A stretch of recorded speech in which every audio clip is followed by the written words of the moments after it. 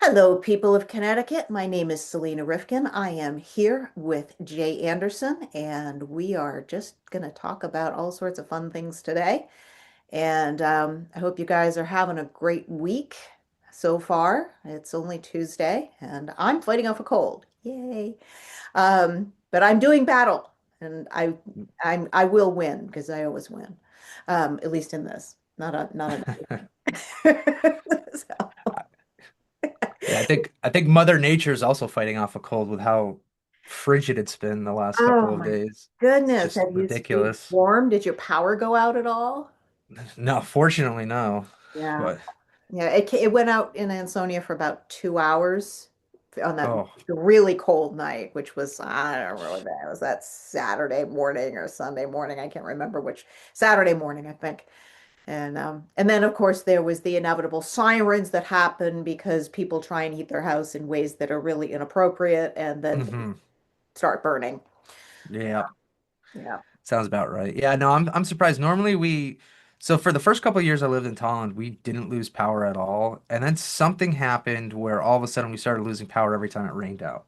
Oh wow. Okay. And and and then we got hit with that tropical storm, I believe in 2020 or 2021, knocked it out for about a week. And Wow. then Geez, that's yeah, yeah, and then since then we've maybe a week at a time we've lost power every time we lose it. Earlier this year we lost it for like a full day and a half when it Mhm. was like negative degrees outside. So, that's really charming. Really yeah. charming. Yeah. Okay. Yeah. So, hmm, what could that have to do with the grid? Do you Right. think it had something to do with the grid? I Maybe. don't I don't know. It could be infrastructure. Yeah. I'm Grid. not like an expert Right. on energy by any means, but it could be just people hitting posts and then they're just taking forever to get out. And That it was seems very like possible. if there's not like a set amount of people that are affected by an outage, they just take their sweet time getting out. Hmm. And that seems to be what it is. Or if it's on like the weekend or a holiday, they're not going to come out and spend the overtime. And it's so cheap, and it's so easy to see through their tricks that they're doing because they run it like they're state union reps, right? Where Oh yeah. at like a state school, if you have a light that goes out on a Saturday, Mhm. they're going to charge you time and a half or double time to get a union rep out there to look at it. And then they're going to charge you double time to get another union rep out there that can actually install the light. Oh, So it's just a lot of overspending on stupid infrastructure. And I think that the state has kind of handed Eversource the blueprints on how to like overcharge and be hmm. as ridiculous as possible. Well, yeah. Yeah, that's it would be interesting. I would be interested to see what outages have happened and how often they've happened, maybe in the last 10 years or so, be- Yeah. because that would be an interesting thing to track. So, Yeah, you're right. I feel like somebody should definitely develop a website where it tracks every outage over the last X amount. I mean, might be something that we have to start now and start tracking, but right. It seems like that'll the records that'll of present that a nice somewhere, but that might, I mean, you'd think that Eversource would have those records. And unfortunately, since they're a private corporation, we can't FOIA them, right. which is unfortunate. But, maybe So, there's records somewhere. do they fall under FOIA though because they are a utility company and they are publicly traded? That's a good question. I don't know. Okay, we'll have to find that out. Yeah. I guess we'll have to find that out. Yeah, we need an expert that can do that. I know.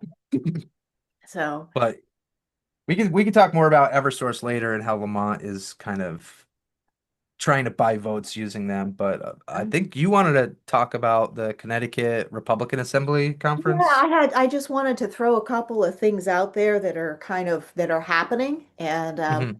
the Connecticut Republican Assembly is it's Republicans who have been a little frustrated with the GOP and Hmm. are willing to actually make a statement of who they are and what they stand for. How cool is that? It's just weird. I don't understand. It's like it's weird. So they actually make a statement about who they are and what they stand for, a statement of values, all that sort of thing. Hmm. Um, so they are having their yearly Connecticut convention on February 28th, and it's going to be at the Cadillac Ranch up in Southington. Southington, yeah. Yep. And I'm already signed up to be there, so maybe I'll see some of you guys there, and I will put a link to their to the convention in the show notes, so you guys can check it out. It's pretty reasonable. It's for the day, and there's some very Hmm. cool speakers that are coming in.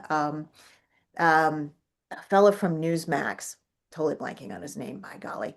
And they had some new speakers that are coming in too. And my state central representative, Gino Di Giovanni, who was a J6er, is going to be speaking. There's a couple others too. So but it would be a great chance just to meet people and and do some schmoozing and find out what is going on and if there's something that if you would like to be participating in your state in your town RTC and you're having a hard time as Hmm. I had for a long time and may still be, that's still up in the air because even though I am now voted in, still no meeting scheduled. So I'm like, Well, yeah, I'm yeah, the waiting. disorganization, it's crazy. So it looks like the keynote speaker is Carl Higbie. I think that's who you were thinking Yes, of. yes, thank you. Yes. He's an author, a former U.S. Navy SEAL, and he's the host of Newsmax's daily program, Harrow Higbie Frontline. It always cracks me up when they just throw their name in their Yeah. program title. Like, talk Well, about branding. But then for other I speakers, it's, yeah, go on, go on, go on. oh, sorry, Pastor Jake Dell. Dell, oh yes, Uh, we've had Jacob, we've had Pastor Dell on the show. He's great.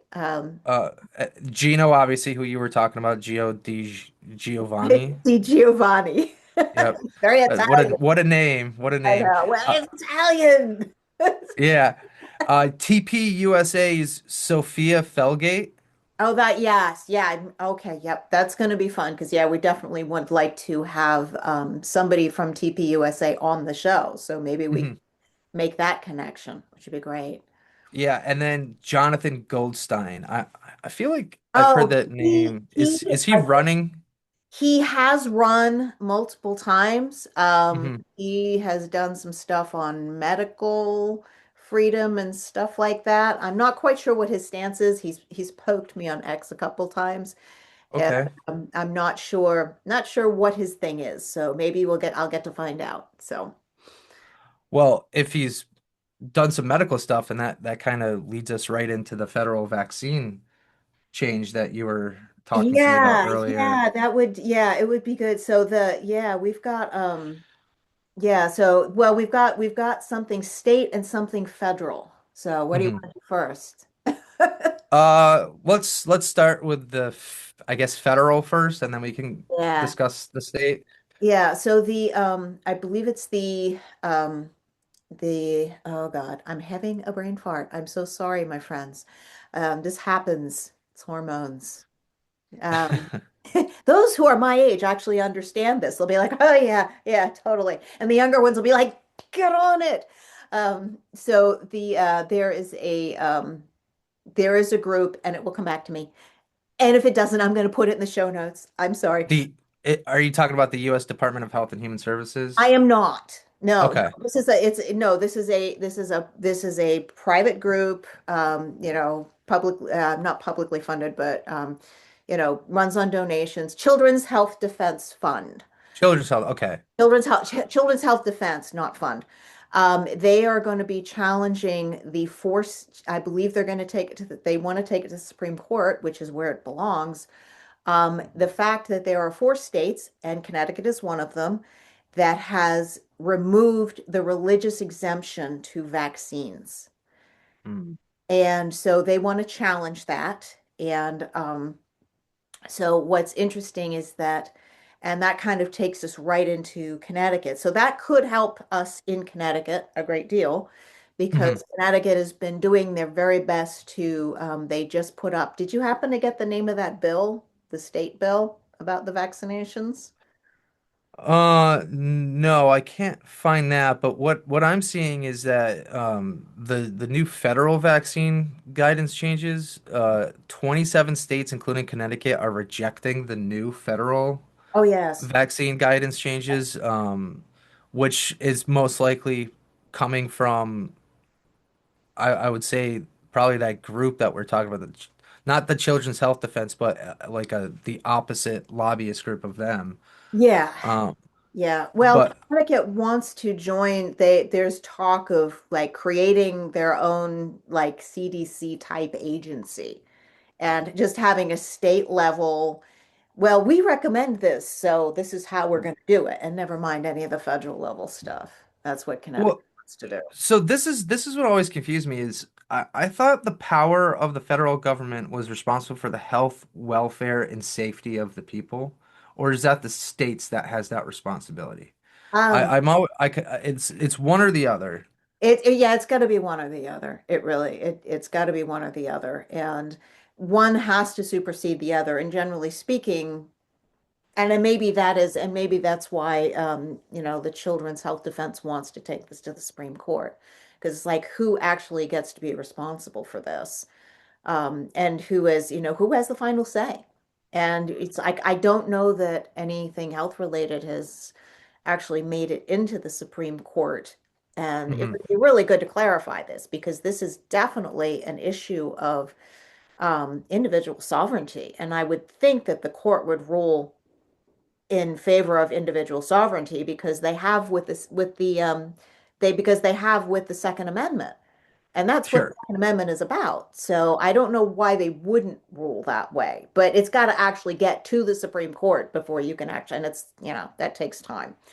Um, What I'm seeing is that the state governments have the constitutional authority for the public health, safety, and welfare of the people. So they have, it's called police powers. mhm. So I guess the federal government can offer guidance, but it's the states that are responsible for all this stuff. Mhm. And that's concerning because the states, my problem is the government at any level, they are not experts in health. And the people that they appoint to these positions are just people that agree with them or vote the same way as them. And really, I hate to say it, but if we're gonna do something like this where we have like a version of the CDC in Connecticut, we need a panel of people from both sides of the aisle, and it needs to be not an uneven number of people, but an even number, and everything should be a unanimous decision because this is just too important for them to say you have to get these shots regardless of your religion or whatever as a child when it's like but we already know like as much as they hate to admit this that some vaccines cause problems like everything has a side effect and for them to say that these vaccines do not have a side effect is ridiculous and if they have a side effect then why is it that we can't, as parents and people, decide we don't want to get the vaccines or vaccinate our kids? How much of a risk does it actually pose to society with some of these shots? Yeah, I mean that's hang on. I was trying to find. So I know one of the things. So yeah, I mean we could have a whole conversation about vaccines and it's really interesting because I've for decades been into the natural thing and it's like what can I do and what can I do that does not involve me having to go to a doctor? I've had some very bad experiences with doctors in my life, wherein I got unnecessary surgery. I was injured during that surgery. I was conscious during that surgery because they Oof. screwed up the anesthesia. Yeah. I could go on and various other like less horrible but still ineffective, medically ineffective treatments for what was going on with me. And so Hmm. I'm very suspicious of the medical profession. I'm not saying that, if I had a broken leg, of course, I would want to go and have that treated at the emergency room. Um, but most of the chronic stuff that I've had to deal with in my life, I've had to deal with on my own. Because if you go to a doctor and they go, "Oh, X, Y, and Z, and here, take this," and the X, Y, and Z is doesn't actually talk about the core of the problem, and the take this didn't do anything. Like Right. it's time where it might have worked for 10 minutes and then it didn't do anything. So I am this is just my personal statement about where I come how I come at it. Um, Hmm. and I wasn't opposed to vaccines. 20 years ago, I was like, that seems very reasonable, and I certainly grew up with them, and I had some when I was a kid.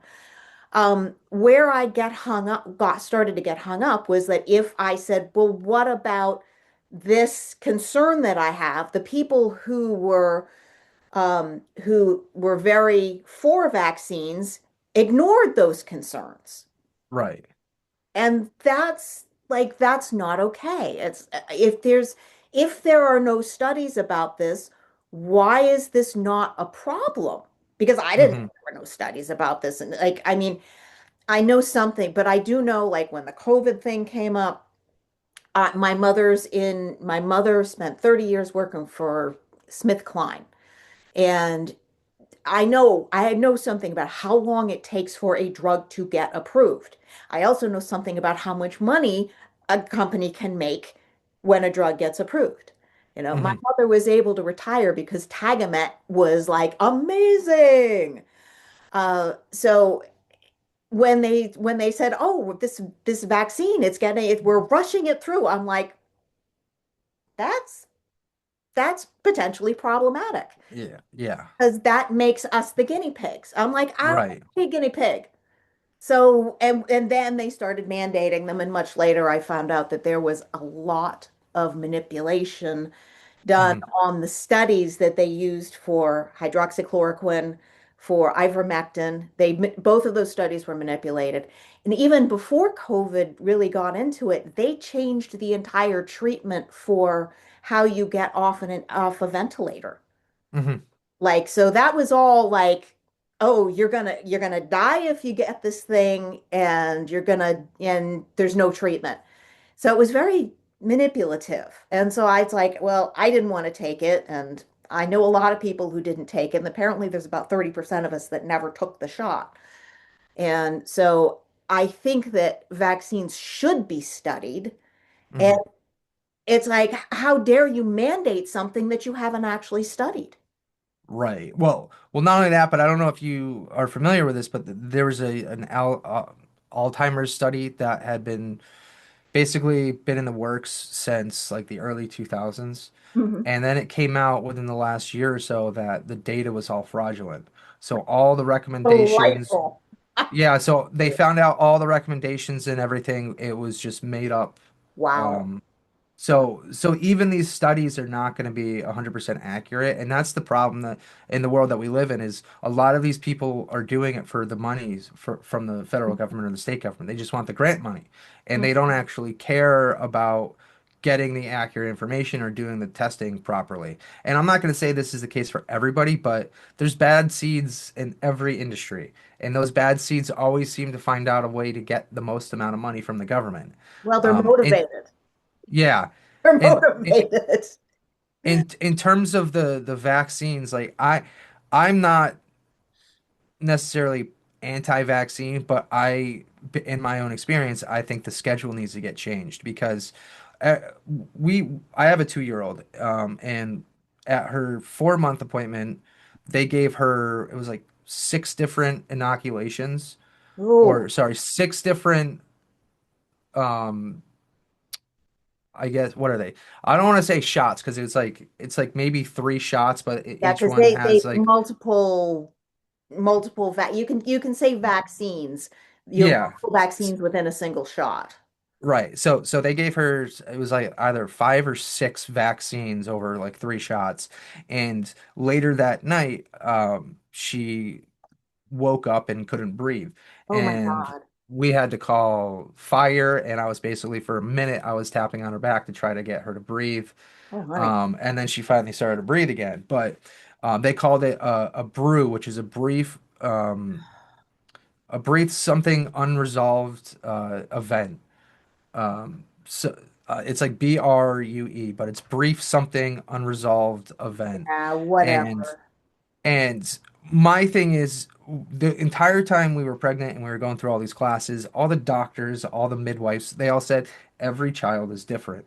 Mm. Every baby is different. So how is it that we can say every child's different, and some children breastfeed, some children don't breastfeed. Some kids start walking at 7 months, some at a year and a half.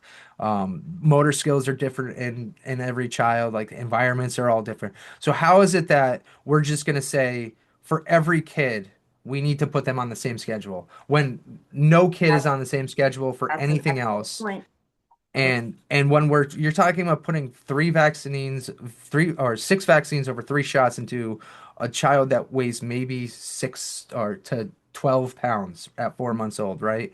Right. Um, what adult could take that many vaccines at once Yeah. without feeling some type of way? I mean, even people that got the COVID shot, they were knocked out for a day or so.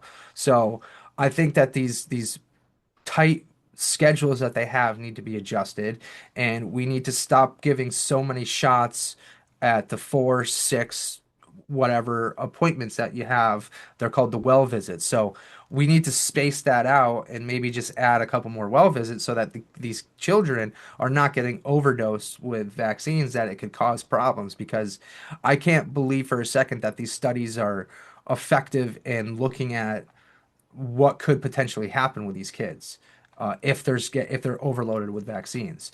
And there's no real studies on that. I mean, they claim there are, right? But it's really like do Aren't. as we say, not as we do type of behavior from the state and from the CDC and the WHO and everybody else involved in public medical fields. Is it's always just listen to us. And then you go to the private sector and they're they're way more aggressive with Mm-hmm. denying what's being said in public on Mm-hmm. the private side. And it could be a money thing, but I also think there's a trust thing where the private side want to be trusted a lot better than the public side because they know that there's politics involved in that public side. And it's just not fair to the children or to us as parents and adults to be forced to take these shots and to lose any positions that we have as students or workers just because we're not agreeing to get these shots. Um, Mm-hmm. and really, if you're a fit person, you're not really worried about getting sick with all this stuff. If you don't take risks and you don't put yourself in a situation where you could potentially contract HIV or Hep C or anything like that, then you've got nothing to worry about. And Mm-hmm. again, all adults are different, just like all kids are different. So for them to put this blanket schedule and this blanket excuse for why we all need to get this done, it's asinine in my opinion. Yeah. Oh, yeah. Well, yeah, no argument there. Did the doctor by any chance report this on the VAERS, the vaccine So injury thing? Because they they're supposed to. No, they wanted us to. And Oh, this was at okay. Children's Medical at Hartford. Okay. Um, so And they said that did we you do we it? can, and I did. I filed the report with VARS, but they're not going to do anything. They said, No. and the doctor even said that it's really more just for tracking. It's like a survey. And I'm going to say that that's not trivial because a lot of people don't. A lot of people don't bother because I think what I have heard, because I have not had to file anything like that, but I understand it's a kind of complicated. Um, the one that I did was kind of abbreviated, so there were like a few questions, Okay. and it was really more just filling out the information, Hmm. like based off of, I mean, it's like filing a police report almost, where you have to have like exact information for it to make sense for the survey.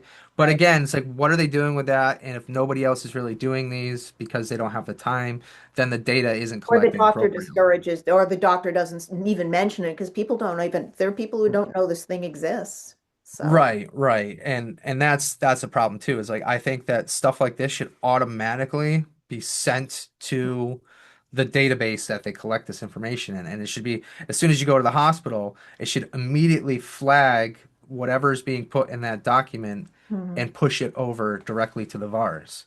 Yeah, And that'll solve this problem. yeah. Yeah, I mean there are some horrendous stories about this and I'm not gonna go into that right now, but there's somebody that it might be worth tracking down to have on the podcast who had he tracked specifically COVID data. And Mhm. it's not the children's stuff, which is perhaps even worse. And I'm not going to even go with perhaps because some of the things are just, some of these stories are really bad.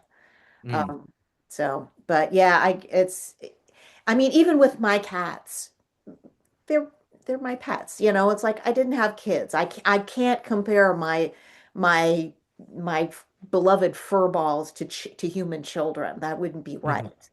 mhm. But when I take them to the vet, I make them do one vaccine at a time. Right. And now I'm like, I don't even want, I'm not even sure that it's a good idea now. So I had my questions about that before, so but that's Yeah. progress. But even that, it's like one at a time. Why are they injecting a child who's like, this big with six at a time? That makes no sense because you can't actually isolate which one might be the problem if it's just one. And it might Right. be that it's just an overload. That's Exactly. that's insane. And fortunately, our pediatrician allowed us to spread them out. And normally they're pretty strict with Good. those schedules, but they were like, because of what happened, we're able to spread this out. And even if it didn't Good. happen, if you push for it, we will spread them out. But it's like I shouldn't have to ask. It should just be like it should be offered, right? It Yeah. shouldn't be that you have to ask to spread them out by a doctor. The doctor should just say, listen, if you don't feel comfortable with this, we can spread them out. Otherwise, this is the normal procedure. Like, Um, and that's what kills me is like they don't want to, doctors seem to not want to give you information that could help you with your decision making. And I don't well, know why. they are financially incentivized to give a certain amount of shots. Sure, from the pharmaceutical companies, Yeah. they have quotas that they have to hit, but again, they're still going to give the shots, Mhm. right? It's just the information needs to be I don't know. It seems like we're in the age of all this information is accessible online, but there's still kind of black holes Hmm. of nobody wants to share this. It's like they're holding on to some secret, and once that secret's out, then all of a sudden this data becomes popular, and now everybody starts to question it and say, "Hey, I want that." And it's like, but I'm not gonna say it's a conspiracy, but it feels like the God complex in a lot of these doctors Mhm. makes it so that they don't want to be upfront and honest and Mhm. really share information. And part of that is they know that we have to rely on them because holistic health isn't popular in the States and it's growing, but health insurance companies don't want to pay for holistic health And nearly as people, much. yeah, and the whole insurance industry frustrates the heck out of me because it's Mhm. like, why are we paying it? I mean, and I'm going to use and people who have thought about this have already like thought, but I'm gonna go with the car insurance thing. Do we use our car insurance to pay for gas or repairs? For repairs. And not even repairs, but like damage. No, not damage. I'm just talking about getting your brakes changed. Oh, Getting, no, no, no. yeah, yeah. So why do we pay an insurance company for a trip to the doctor? And when you say, Right, yeah, because people say, oh, well, it's really expensive. It's expensive because we don't know what they're charging.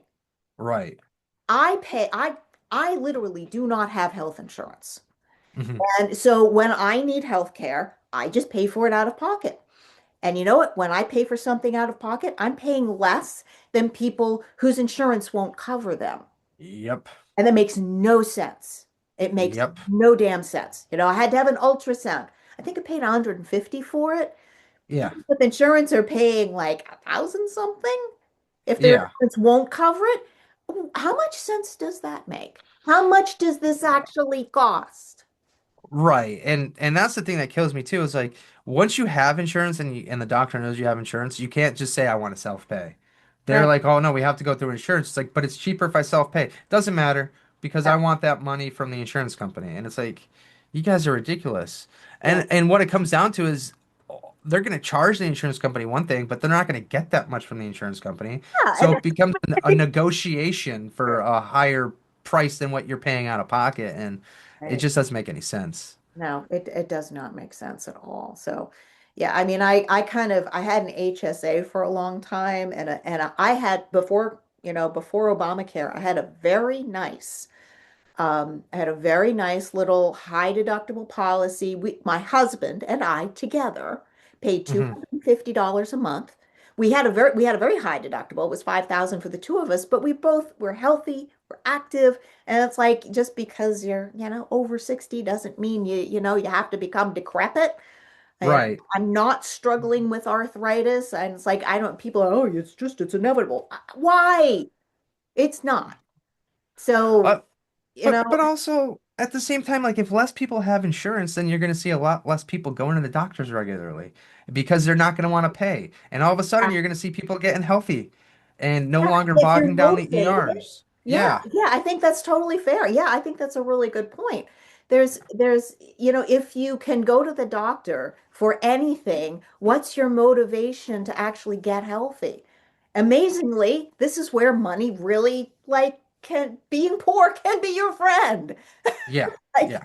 it's like, oh, I can't afford it. So eat better. Just a good start, educate yourself on nutrition, blah, blah, blah, Yeah. I'm doing this other little podcast. So I'd say, because I actually want to help people figure that stuff out because it shouldn't be complicated, but it is. No, and now what is it? GLP-1 is the popular Oh, drug that's out right now, and yeah, now that we've definitely got scares me. yeah, I mean, it's been around for a while, but I think the increase in use over the last couple of years has presented some scary stuff as side effects, but people are willing to take the risk because it's like I'd rather be But skinny. they're desperate. People are Yeah, yeah. And It's just there's very little in our culture that supports eating well, and a whole lot Mhm, of things that don't. That was actually what my last just me podcast, my Maha podcast was about. And it's like there's all of these things that are just part of our world naturally that make it really mhm. hard to be healthy.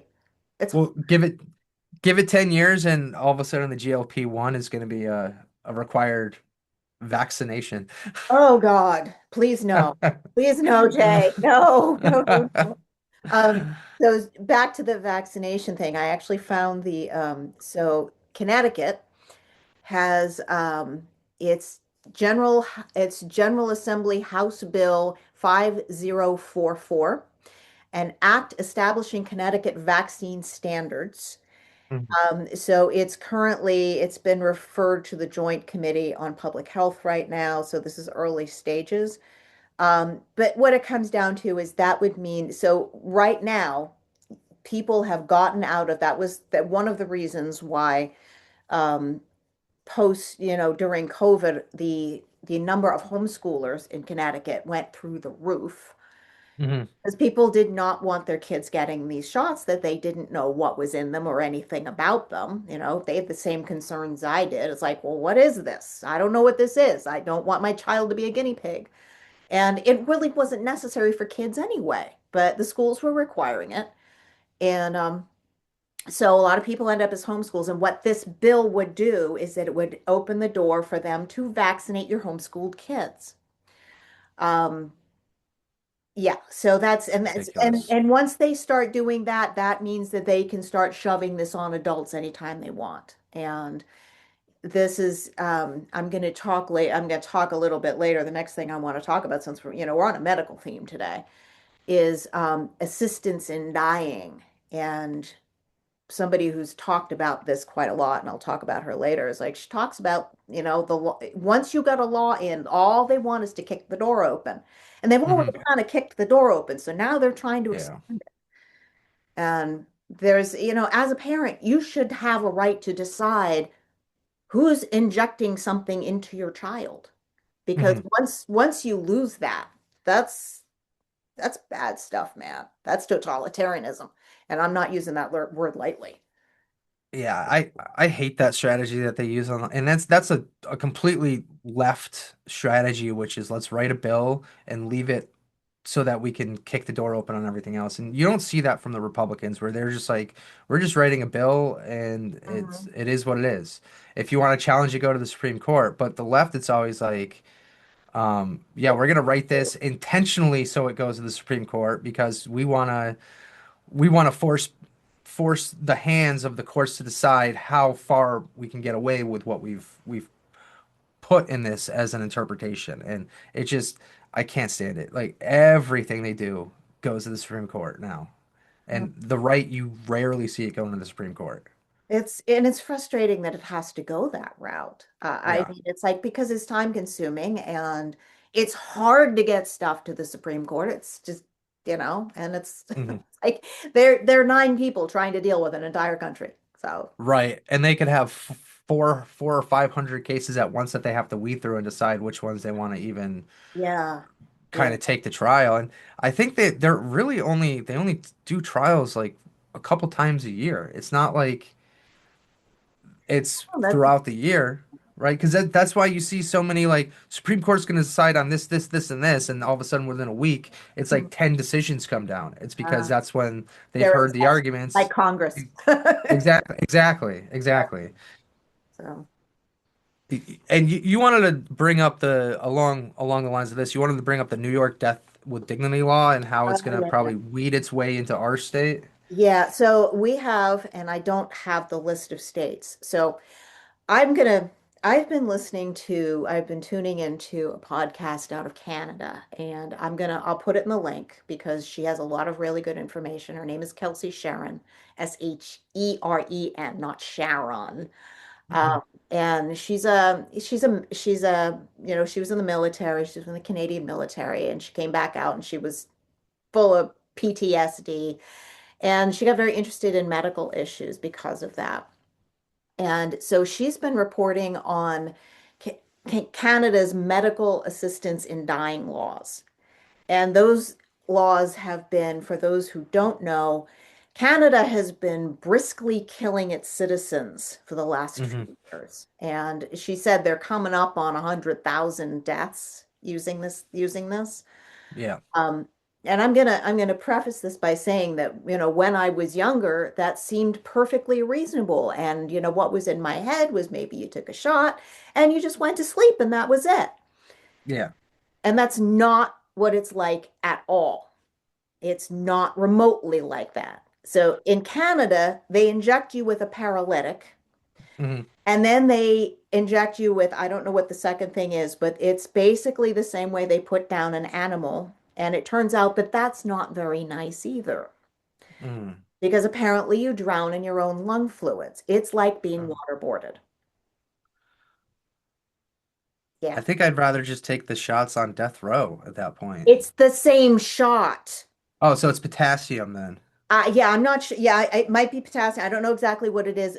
The thing is, these drugs, none of these drugs have been, which sounds like a really weird thing to say, Hmm. they've been not FDA approved for killing people. Well, didn't Dr. Kevorkian get in trouble for doing the Yeah, assisted deaths? Isn't that what oh yeah, he's? yeah. Yeah, that was quite a long time ago. So we have 12, uh, 11 states and one and District of Columbia that have laws that allow medical assistance in dying. And I'm putting that in quotations because it isn't medical assistance. There's nothing medical about injecting somebody so that they die.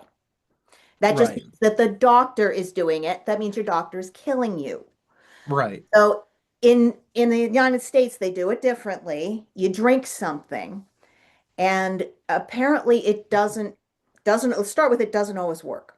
It doesn't always work because the stuff is really caustic. Some people Hmm. can't get it down. Some people get part of it down, and then the doctor leaves and has to come back. There's endless, you may not be able to interview somebody who's dead, but you can Hmm. talk to their families, and the families have story after story after story of how bad this was for the person who was, taking the drug, Hmm. and like doctors having to leave and then come back again. The longest fail, the longest death assisted death on record is 137 hours. So it take 137 hours for this person to die, and that's in the United States. Jeez. Yeah. So New York is that. I'm going to just check my notes here because I made a bunch of notes. And let's see, I want to make sure I didn't miss anything. Um, yeah, so New York is the most recent that has they're going to be getting on board with this. And as my husband says, pretty much anything New York can do, Connecticut can do later. and better. Better. Yeah. Let's see. I just want to make sure. So, like I said, none of these drugs are FDA approved for killing either for IV or ingestion. And, Mhm. that's pretty insane. And so the people who are supporting these procedures, it's like, let's see if I can find the group names. If I can find them, I'll put them in the show notes. But there's Mhm. there's probably about 80 groups worldwide that are promoting this. And basically their whole purpose is to sound compassionate and just try and knock that door open so that so that they can say, okay, this is the compassionate thing. And then once they've done that, then they start adding people to the list. Right now Canada allows for quote unquote the unforeseeable, and that basically means anyone. So Mhm. if you are depressed, you have a mental health problem, you're poor, or they don't want to spend the money on your the end of your life, because Canada is, it's a comprehensive system. People don't have private insurance there, Right. unless they have a lot of money. So it's like if the state doesn't want to pay for your care, it's like, here, wouldn't you like to just go somewhere else? And I well, I have a couple of things that I want to point out with this, and the irony in it is I'm wondering how many of those states also have pretty strong anti um pro-choice, that's or they are pro-choice. They're like yeah, that's a heavy into the abortion side. yeah. And then also let's cross-reference that with how many of those states have the death penalty for prisoners. Hmm. Because what we're saying here is we don't want to kill our prisoners, but we have no problem killing people when they're in the womb, and we have no problem killing people when they're terminally ill. So we'll Or leave not these even people. terminally ill. Right. So we'll leave these people in prison for life, which is costing a lot.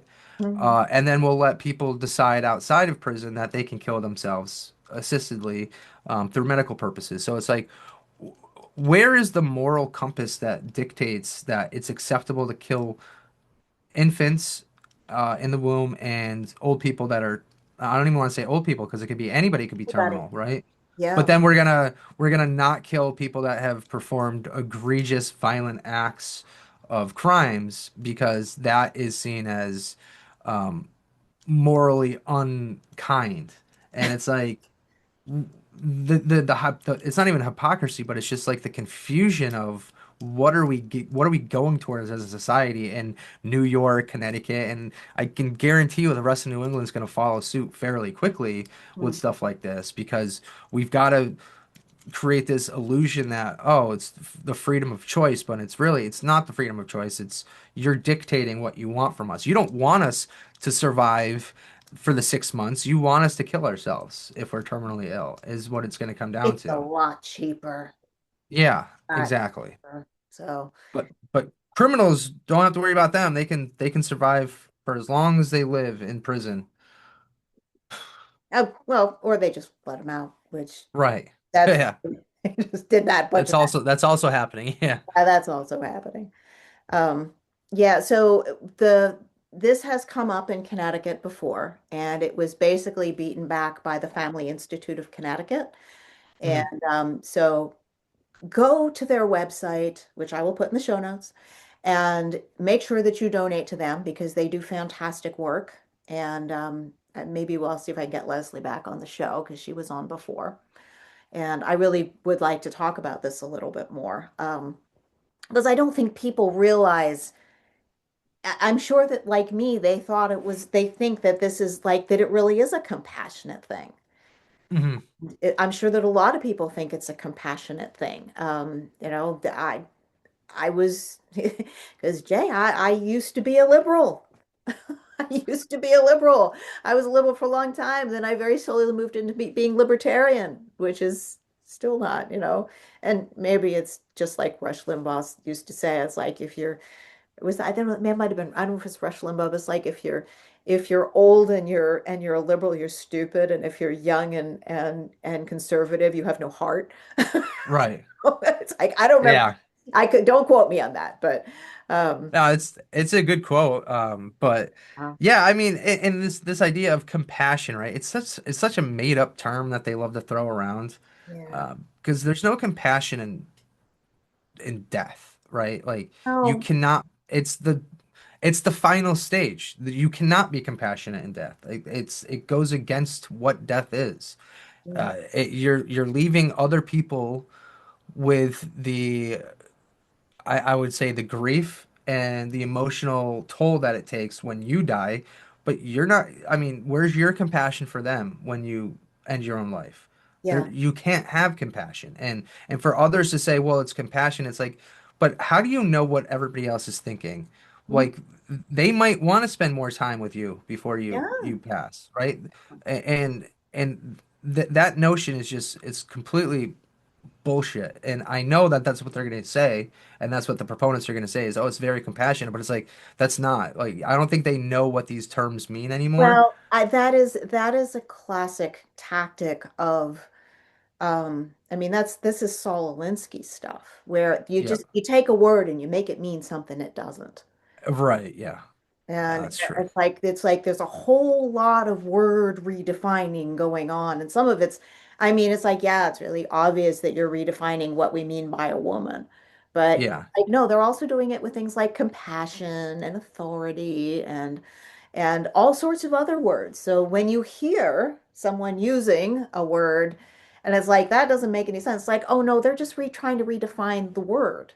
And Yeah. this is like tearing people you could even call it a spiritual crisis. It's like because if you can't agree on what words mean, how do you have a conversation with anybody? Hmm. This might be what the problem is with trying to communicate in this day and age. It's like not only are we like, oh my God, is that person gonna freak out if I say my opinion about X, Y, or Z? Because that's Hmm. that's happened to all of us in some form or another. But it's like you have to stop and take the time to see if that word compassion means what it means, you can agree on what what one word means.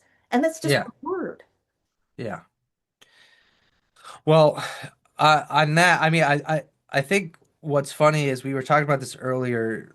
Now that we're in an election year for the governor, Hmm. what we're seeing is an uptick in posts by Ned Lamont trying to not only save face but buy votes. And one of Uh-huh. the big things that he posted about on the 4th of February was, and this is before we get to some of the other stuff, but we are proposing the Connecticut option to lower premiums for families and small businesses. We do this by steering care to high value hospitals, cutting waste, and passing the savings to you with no copays or deductibles. Well, I'd love to know how he plans on doing that and how you can possibly make that a law, because there's no way the insurance companies are going to agree to it, and there's no way medical health care folks are going to agree to it. Mhm. So again, it's I call it cannon fodder because it's never going to happen. It's just political speaking points because he's in an election year. And then also on the 4th, because you can tell these are two hot button issues, he spent three tweets or posts. Um, I said twotes because I don't know what to call them anymore. Um, First one is Nope. Connecticut energy costs are too high. We are focused on real solutions, not quick fixes. We protected nuclear power, held utilities accountable, Oh, and sure. this year the Millstone Agreement is returning over $100 million to ratepayers. Thanks. Okay. Which I'd ratepayers love, are talking about here? yeah, I don't remember getting a check for anything from Yeah. this $100 million that he's talking about. And then a second tweet was, "You deserve fair electric bills. Your money should go to maintaining the grid, not lobbying, legal fees, or advertising. We stopped that and will keep holding utilities accountable. The more energy you save, the more you keep in your pocket." Okay. You don't get to tell companies, and I'm not trying to defend EverSource, but you don't get to tell companies how to spend their money. That's Mhm. that's a federal government issue when it comes to the SEC, and they investigate companies for fraud, waste, and abuse, and their bottom lines, especially if they're publicly traded. So, is the SEC that would be looking in, not the state. The state can only make agreements, right? So, what he's saying is completely polar opposite of actually what can happen with a negotiation between the state and again, this is just him trying to buy votes, is because people don't know the ins and outs of business like this. And Mhm. then the third one was Are you we saying are he's at lying? what? Are you saying he's lying? Yes, Okay. yes, All right. yes, yes. And then the last one is we are adding clean energy like hydro and wind to Oh, power Connecticut and lower costs for families. Show me. Stop start federal policies and tariff threats only create chaos and drive prices up. With bipartisan support, we pushed back and kept these projects moving forward. Well, here's my problem. You didn't have bipartisan support because you control everything in the state. mhm. So if one Republican votes yes, that's not bipartisan support. Really That's good point. Thank you. right, right. And also hydro and wind are far more expensive for setting up and running than nuclear and other forms of energy creation. Right. So, how is it going to save us money if it's more expensive? And then you're talking about the federal governments are going to have to approve of this because there's Hmm. federal Right. laws in place, right? We've got government agencies like what is it? They're responsible for the oh my God, I can't think of it. Oh wow. This is gonna drive me crazy.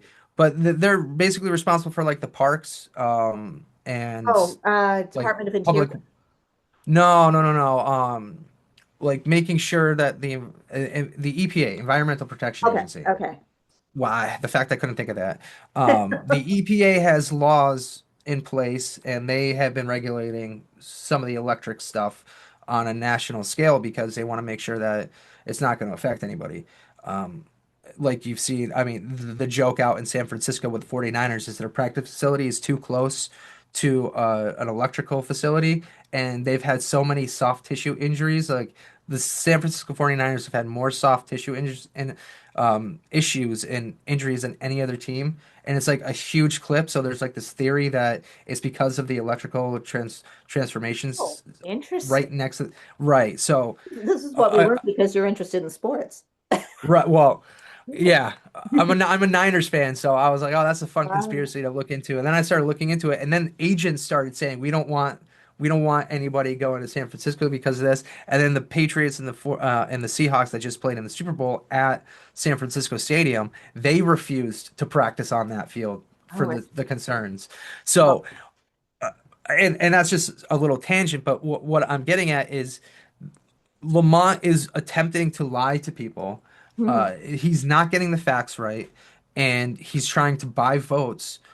And people aren't going to see it as well. It's not directly buying votes. Well, when you mention something like ratepayers get $100 million back because of work I did, that is buying a vote. That is, if you vote for him, you are agreeing that you like the fact that he got $100 million back to the ratepayer. I haven't gotten any money back. And I again, I don't know what the hell that's all about. right. And again, a company can spend money however they want as it relates to business operations. You can't say that they can't charge us for their legal fees, right? Because we don't see individually what they're charging us for. We just see from an accounting standpoint revenues. That's revenues is based off of what they're collecting from us. They have to spend money to run the business, so they take their revenues and it gets divided up into all these other accounts, right? And they're not saying that they're charging us more because they're getting hit with legal stuff. What they could do is they could increase their prices if they are losing too much money from legal stuff, but it's not directly because of legal stuff that we're paying more. If anything, get rid of the Pura benefits because that's all Mhm. bullshit. And that's really Yeah. what we're complaining about. We're not complaining about the cost that we're paying for electricity. We're paying about the taxes on the cost to get the Um, electricity. which is And that's what's driving up the a cost of the third of electricity. people's bills. Right. or Yeah. sometimes half, I would Yeah. say. Okay. Okay. I have a percentage here of exactly how much hydro is supporting Connecticut's electricity consumption. You want to Okay. guess? You want to guess? Probably less than 2%. You're very good, You're very good. 1.1%. Yeah. Very good. You're Wow. informed. I'm impressed. So, Yeah. and that may actually be less than the wind power, which chances are, if there's anything, we're not going to get that because that's one Mhm. thing that, Trump's digging his heels in about. And Right. what they just said is that anything offshore is actually interfering with radar. And, given the current state of the world, I would like to know if there's a submarine off my coast because we know Right. that happened during World War II and it could potentially be happening now. So, I'd like that radar to function. That Yeah. would be cool. Ex exactly. And I looked into it because I'm kind of doing a project on this in one of my classes right now. We've got 94 nuclear plants in operation across the country right now, and That's that not very delivers much. around 20% of the entire electricity for the country. Oh, geez. So, Okay. based off of that math, if we increased to 495 nuclear plants, which is about 101, sorry, 401 more plants, Hmm. 100% of the US would be covered on nuclear energy. Wow. And And no emissions. right. And the reason why they're against this is because they're saying it's expensive to have the the nuclear plants created and then operated. But um, if the federal government got involved and said, "Hey, we will supply money as a loan," I Mhm. think a lot of places will take them up on it, and then the government can actually make some money off of it. And if people are defaulting on these loans, well, then guess what? The government just says, "Okay, we will sell it to the highest bidder," and just keep it going that way. And I'm not a fan of spending money as a conservative, but I think in certain things that we do need to spend money, and I think nuclear Energy energy is one of those things. is one of those things. Yeah. But the other thing is I've been following the Generation 4 plants that they're working Hmm. on. And some of that stuff is really fascinating, like molten salt generators and little micro plants that are about the size of your car. Uh, Yeah. and it's like this is something that if they, and it's in process. They've like really cranked up, the research on it. And Hmm. so it's like if they can get some of this stuff going, you know, in the not too far future, towns Yeah. could literally buy a small nuclear generator and run the town, and you could have your like which town is it in Connecticut that has their own power generation? I know, Norwich has their own thing, but there's one town that like literally has its like own power plant and like that's Oh, the town God. and their electricity prices are actually reasonable. I can't. I know who you're talking about. I can't think of it. I can. My One of the towns that I can think of up in Massachusetts, they don't have like Xfinity or anything. They actually have their own cable cable. company. Yeah. And I, So towns are doing this where they're saying enough with the publicly traded companies. Let's just do our own and keep the costs down. So, I mean, again, that's what government's meant to do, right? It's to yeah. keep costs down in areas that are getting too expensive. Our government has just failed constantly at that when it has come to utilities in general. So, for Lamont to start pointing this stuff out is we've been complaining about this for multiple years, and Many you've years. rarely addressed it other than whatever's going on with the Pura woman that he was friends with that he put on there. Now she stepped away, but like he's ignoring the elephant in the room, which is Pura. He's trying to divert our attention from that and say, look what we're doing. You're looking up and saying we've got 1.1% is hydroelectric. Why is he making it seem like it's going to be a way higher number than that, or is currently a higher number than that? And on top of the other stuff, Saved uh, hydro. He didn't just, he saved it for us. right. He's also trying to buy votes because of offering now, and this is on his Twitter account, so anybody can see it. He's offering free lunches or wants free lunches for every kid, which is expensive to the taxpayer. And they've adjusted the SNAP and cash benefit uh, dates going forward. So everything's going to be paid out on the first. And if I had to guess, or sorry, it's the first through the eighth, and they're doing it based off of the last two digits of client ID. So I don't I don't understand that. It's like they're trying to withhold people's money. So people should be pissed about this, but somehow it's going to be spun into like, oh, this is great. Now you're not going to have to worry about not getting your money. But again, like any free money that the government is offering or posting about is their attempt to buy votes. And that's as plain and simple as it gets. The left seems to think that, oh, it's okay. We have a social responsibility. And the right's like, I don't have a social responsibility for somebody else that can't make the correct decisions in life. Why is that my burden? And these people on the left, they're actually a lot more wealthy than the people on the right. So they're saying, well, we can, We can this is afford it. we can afford it because we're not actually doing anything. It's just it's affecting you guys and your tax rates. So it's just a little ridiculous. And I think Lamont needs to get voted out as much as anybody does, but it's got to be on the fact that these electrical prices are out of control, and he hasn't done anything except blow smoke up everybody's you know what's. Yeah. Now you were talking earlier about before we got on, you were talking about we were talking about fraud a little bit. Yes. And so The M score. yes, tell me about the M score.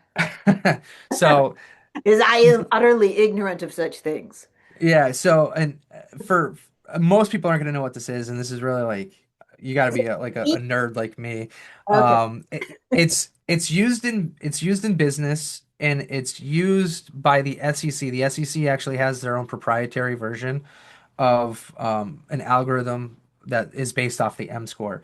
And what the M score is it catches errors and looks for uh, earnings manipulation or fraud in businesses.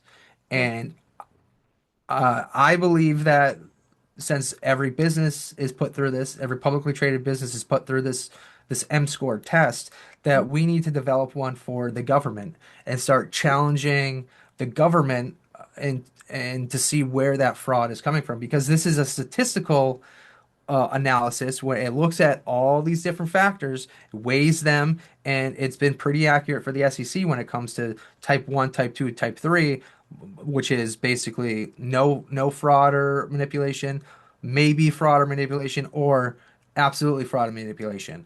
And I guarantee you, if we apply the earnings management M score calculation to the state and the money that's coming in and how they're spending, I bet you we would start to see where the fraud, waste, and abuse is coming from just from a statistical analysis point. So, if there's anybody out there that knows how to do the M score, I think it's something that we need to start developing this for the governments. And this should be something that if it's in a type 2 or type 3, then immediately it should be a red flag for everybody in the state, and it should have to be published and put everywhere so that every citizen is aware that the federal or the state government, I should say, is below the threshold for M score, putting them into that.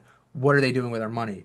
And it should launch investigations based off of those reports. But the state doesn't like to audit themselves, as we are fully aware, because they've cut out the auditing. So yeah, Oh yeah, that would be. but I mean, you could apply this to local governments as well, right? So then you could actually start to see which governments and the state are the worst when it comes to corruption and fraud. Develop something like that, then well, it would be tough to get it in place. You'd have to convince that would be something that somebody would probably have to run on.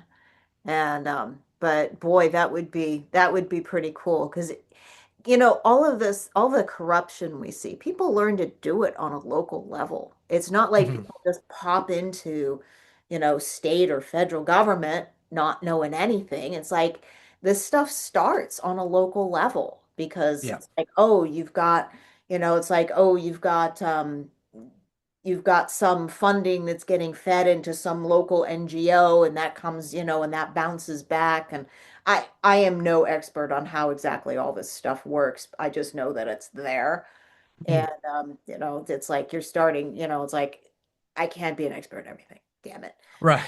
Well, You know? well, so the nice thing about the M score is it's if you're a high level accountant or you're in finance, you should know how to do the equation, Oh, which means that you should know how to configure the equation to look at I know. a I wonder. Yeah. public government. So it's possible, and it's something that it's not very expensive. It's basically you're just creating a tool where you just plug in the numbers and then it spits out what the score is. I So wonder if we could get AI to help us with that. that's a good point. Yeah.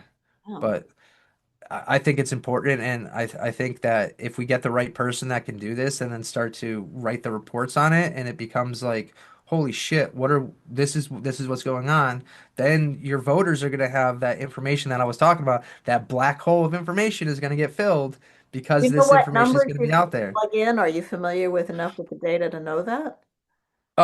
Yes, I have enough information. I mean, and you could look up the full equation. It's just called the M score formula. Um, Because if those and I numbers were, reasonably straightforward to get, then, we could just start doing that. That'd be pretty fun. Uh, So I don't know if you can see this, but Presently. Give it a minute. this is it There we go. Okay. right here. Oh, I hate how that's there. I wonder if I can yeah. delete the Yeah. but yeah, so it's 8 components that are involved in the M score, and then it's got a calculation with some numbers already present, and then you're just multiplying it by the 8 components. And what we would want to do is some of these that don't apply to the state government, we would want to find Right. Okay. I see. a comparable calculation to use. So like the gross margin index, that's really it's about if you've got products that you're selling. So for us to do it in the state, we would want to find out Right. um we spend money, but what are we making money on, right? That's how you do that. Right. So um we could easily switch this, but we would just have to have somebody that knows enough about accounting and finance to Right. be able to come up with which components are comparable on the government side. Right. Right. Cool. Yeah, that would be cool. Yeah. That would be very cool. Um, so, there's corruption in many states, and there's a reason I'm quite sure, and I don't have any data because again, I'm no expert on this, but corruption in Connecticut it's quite a thing, and there's a reason we call ourselves Corrupticate. Um, this is an ongoing joke for people. Everybody knows this was a joke. This has been a joke for decades. Um, so one of our friends, friend of the podcast, who's actually been interviewed here, and she's a whistleblower. She started a page on X, and it's at Corrupticate. So if you're on X, go look it up. And she's interested in trying to have people who have something to say, who have some whistleblowing to do, or knows of some corruption and want to talk about it. That we're putting it up on X, so for people to know about it. So go look for that if you're on that platform. And if you're not on that platform, you should probably get yourself on that platform because look at that. Look at that. Nice. Thank you, Jay. Um, Hmm. so yeah, Ned and Company. Very nice. Yeah, so that's if you're not on X, that is really the place where you're gonna find you're gonna find actual news. And is it perfect? No. But Hmm. it's much more current than what you're gonna see on the mainstream media, and you're gonna get both sides of the story. And it's Yeah. possible to find both sides of the story, which if you're on the mainstream media, it's not. No. Shout out to Terminator Mom for getting this going. Oh yeah, yeah. She's great. She's like I said, I interviewed her last year, about the middle of last year. Hmm. Yeah, she's awesome, and just a little piece of something that she uncovered, which you may not know about, is that the Connie Connecticut exchange, data exchange, is that all of your medical information Mhm. is it's it's the exchange is done by the government, and it's what they're doing is they're selling our information to data brokers. Now everybody's selling our information to data brokers. So this isn't anything new, Yeah. but the state really has no business doing that, and they shouldn't be making Right. money. This isn't a way that the state should be making money. That's a lot of moral hazard there. And there is a way to opt out, and I have opted out, and I got my confirmation letter that I opted out, and I'm keeping that piece of paper I because, hate how everything is force you in and then you have well, to opt out. yeah, well, it should have, if they wanted to be legal about it, it should have been opt in, but they know that no one would gonna voluntarily opt in to have their Right. data sold because they aren't being honest about what they're doing. Yeah. And never, ever, ever sign the scribble pad because you don't know what you're signing. Oh God. Yeah, at hospitals and doctors' offices. It's like make them print it out. They will be annoyed with you. Yeah. Yeah. Well, whatever. They charge so much to the insurance companies they can afford the paper.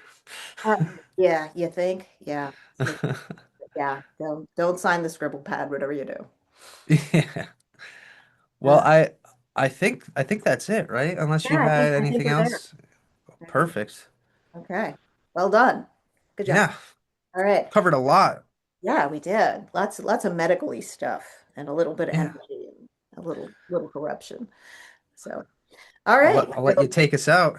I'll I'll take us out. Okay. So everybody have a wonderful week. I will be back with Jason on Thursday, and God bless Connecticut and God bless America, which Jay has a hard time saying because he feels he's not being legitimate.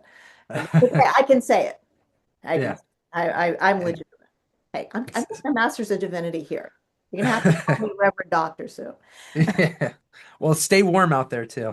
Oh yeah. Well, it was a little warmer today. I actually did get outside, walk the cats for a few minutes. It's all good. So, all right, stay cozy and I'll see you next week. All right. Sounds good. Bye. Bye.